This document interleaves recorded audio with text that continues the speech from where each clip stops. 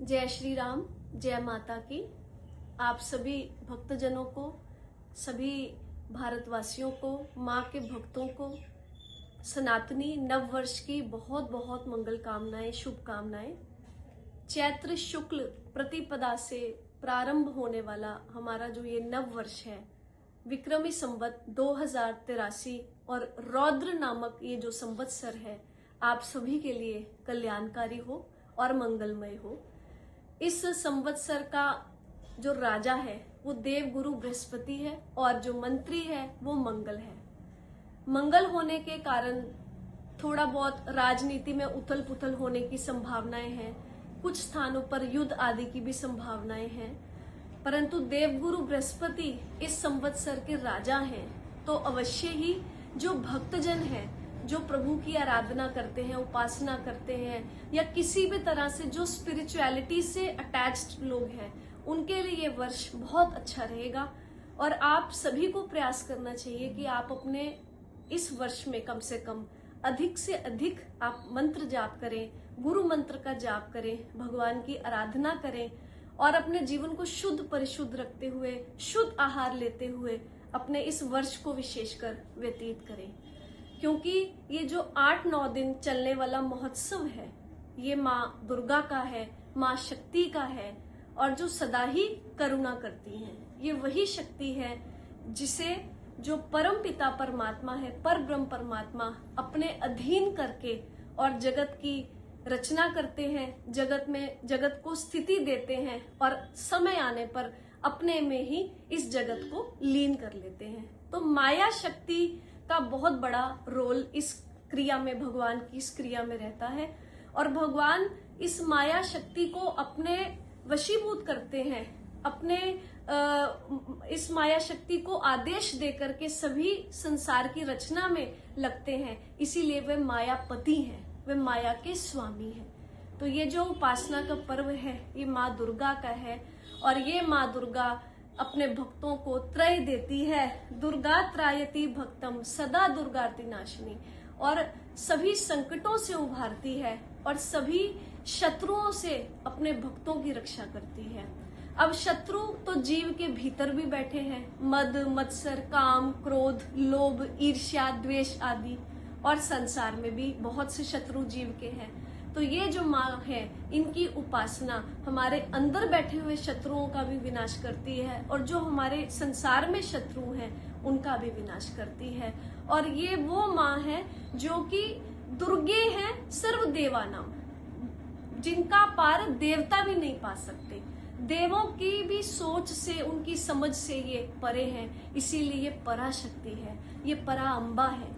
तो इस महोत्सव में सबसे श्रेष्ठ कार्य ये है कि आप नतमस्तक होकर के पूरे श्रद्धा भाव से अपने गुरु का ध्यान करते हुए, गुरु मंत्र का जप करते हुए माँ भगवती की आराधना करें, क्योंकि ये सबका कल्याण करने वाली है। ये जो वाणी हम बोल रहे हैं, इसके मूल में भी माँ है।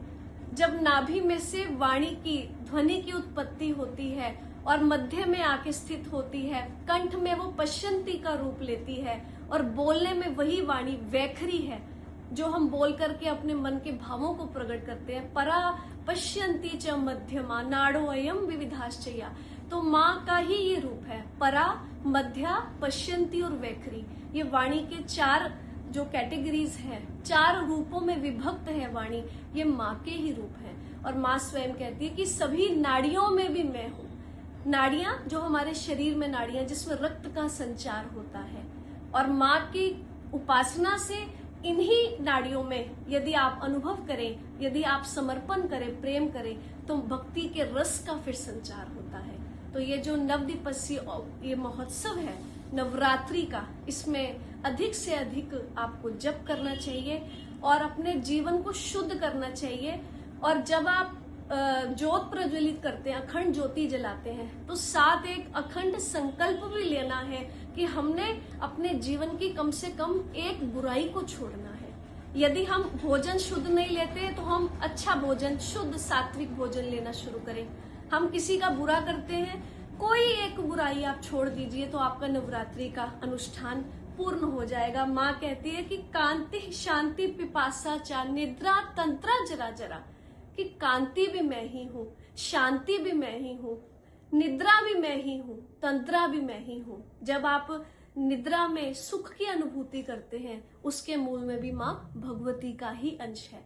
जब आपको तंद्रा जैसी संभावना होती है, आपको आलस्य आता है या उबासी आती है या उघाई आती है, वो भी माँ का ही रूप है। शांति भी माँ है, कांति भी माँ है, विद्या विद्या स्पृहा वांछा, विद्या भी माँ है और अविद्या भी माँ है। स्पृहा लालसाएं, आपकी ऐशनाएं, आपकी इच्छाएं, वो सब माँ ही है।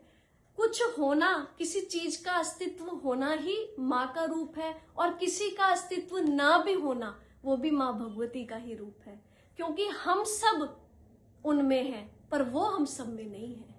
आप समझे, जैसे कोई एक व्यक्ति है, वो एक घर के अंदर, एक कमरे के अंदर बैठा है। व्यक्ति कमरे के अंदर या घर के अंदर बैठा है, परंतु पूरा जो घर है वो व्यक्ति के अंदर नहीं बैठा। इसी तरह से हम सब जो है माँ की संतान है और माँ का संपूर्ण अंश हम में है। वो हम तक सीमित नहीं है, वो असीम है, वो ससीम नहीं है।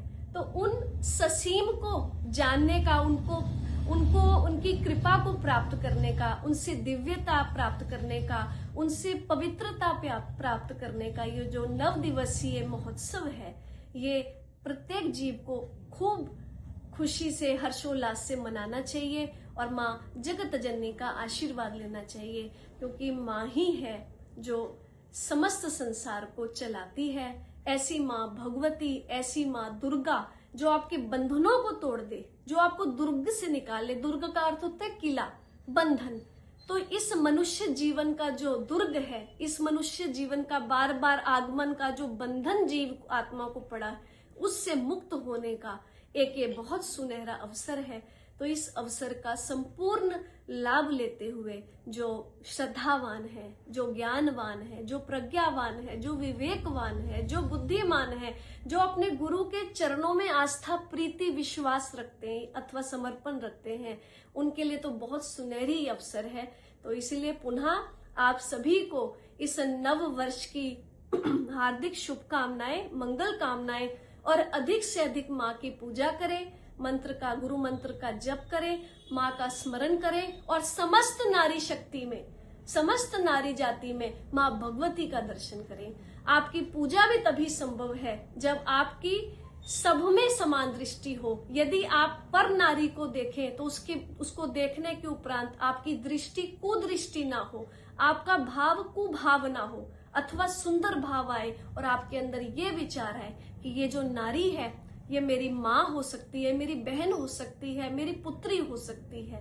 ऐसा भाव यदि आप रखेंगे तो मेरा मानना है कि दुर्गा माँ की उपासना आपकी सफल है। यदि नारी शक्ति को देख करके आपके भीतर कुभाव आता है या कुदृष्टि आपकी बनती है तो आपको इस अनुष्ठान का पूर्ण फल कभी नहीं मिल सकता, ऐसा शास्त्रों में वर्णन है। तो पर नारी को देख करके सदैव एक ही भावना रखें कि ये हमारी माँ भगवती का अंश इसमें है, इसलिए ये भी हमारे लिए पूजनीय है। पुनः आपको बहुत बहुत बधाई, मंगल कामनाएं। जय श्री राम, जय श्री गुरुदेव, जय माँ भवानी।